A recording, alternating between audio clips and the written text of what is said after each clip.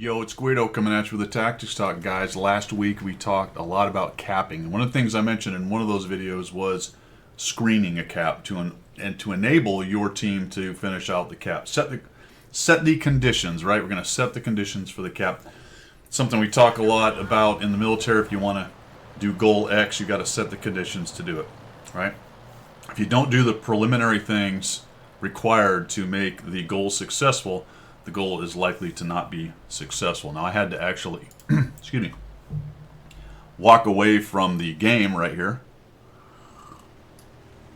I don't remember how long I was gone, to be quite honest, but we're playing the Staghound, which is a Tier 6 British medium tank. We're in a Tier 7 battle with 6s and 7s, and we are on Himmel's Highway Dorf, my friends. So we're going to set the conditions for the cap in this game. I really didn't have any business going down into the heavy area. I do that sometimes with mediums. We've talked about this a couple times in the last couple weeks as I'm playing a lot of the Staghound here. That it's not really a great medium for that particular role. You do have some mediums that have some armor and can be quite nasty in a heavy brawl, but this doesn't happen to be one of them. So you want to be more of a mobile sniper in this. I'm watching the EZ8 take the northwest corner. That's where I would like to go, and obviously I've come back to the game right here. I wish I'd have been with him right off the bat. This thing cannot turn. Neither can I. Nobody knows what they're doing here, so we run into a building.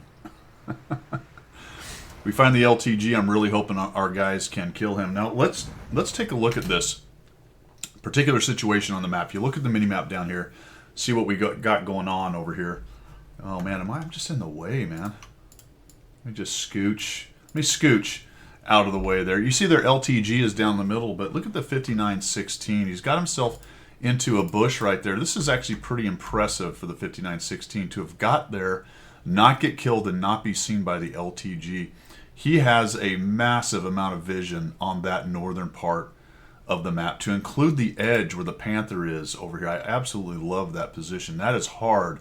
It's very difficult to get into, and makes me think maybe the LTG was late to the fight. And he's bumming because he's permalit. He's going to actually sneak around underneath that bridge and probably think that he's no longer spotted, because he's going to wait 10-15 seconds and he's going to have no idea that the 5916 is there, because he's going to continue to be spotted. He's not going to get another light. He would have to go around the corner and be unlit by the 5916, but he's permalit, and it's a fantastic situation for us right here. This is actually going to give me an opportunity to take a shot on this guy. We'll drop one on him. And he makes a runner, so we'll bail out of that. Now I want to go help the EZ8 kill the Skoda.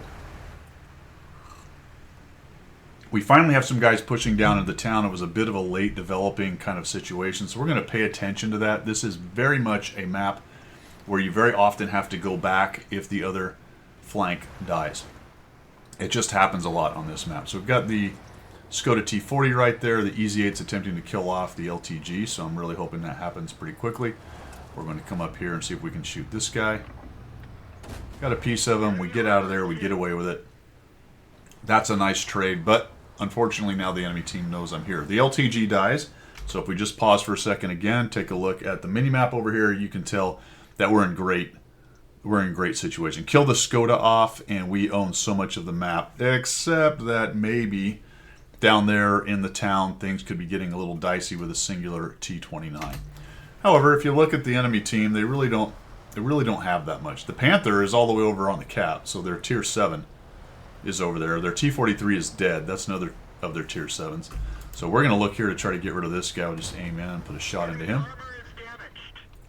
He's thinking about it. Let's get a shot at it. There we go. Nope, that went into the ground.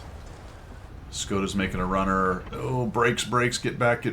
We don't want to get hit by the 304 or the Su-8. These things are very lightly skinned. Yep, there goes the artillery taking a stab at me or my buddy. And the holy cow, there's these Panther being lit by the 5916.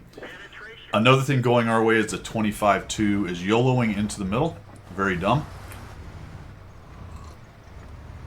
Not only is he YOLOing, he's going to attempt to come up this hill right here, which I'm not really sure what the point of that is, but he takes a hit. Takes an actual damaging hit, and he backs out of that. That's for all the guys down there to deal with. The enemy team is invested in the city fairly decently, and we're going to push in a little bit and start to put pressure on the Panther. Decision time, fellas.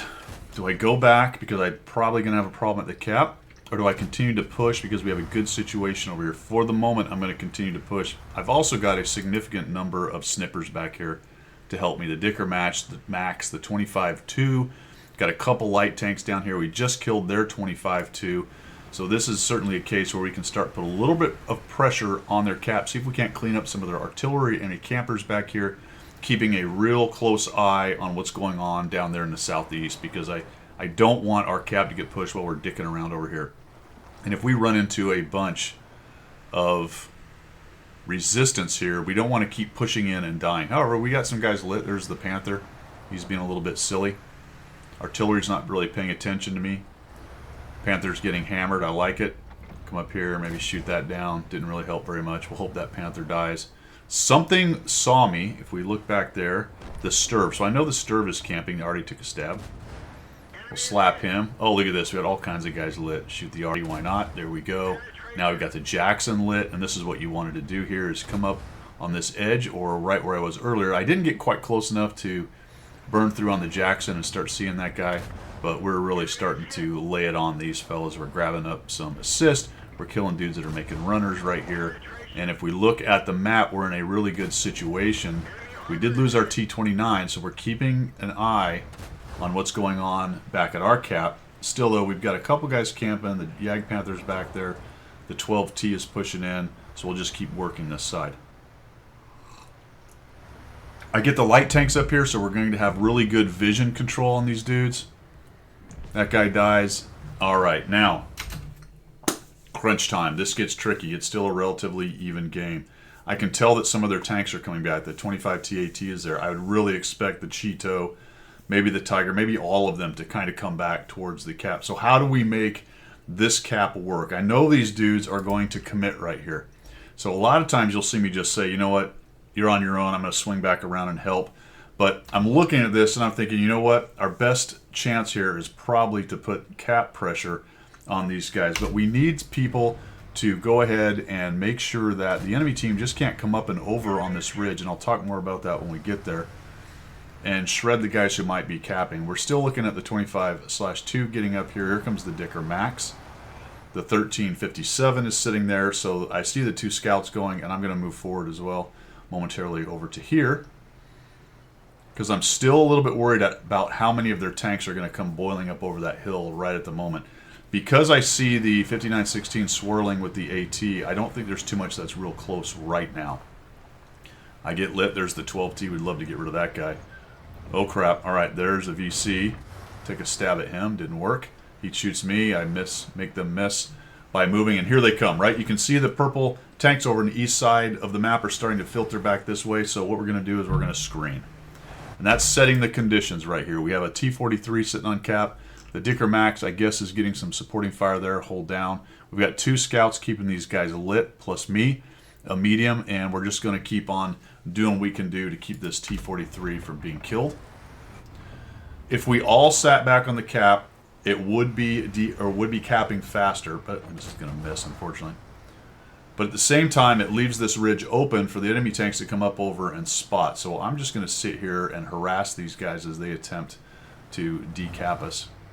And the other thing that that does is it forces the enemy team to kind of make dangerous moves, right? They know we're all here, but they have to decap, so they have to expose themselves. We actually got another guy sitting on cap now. Now the 5916 just got killed.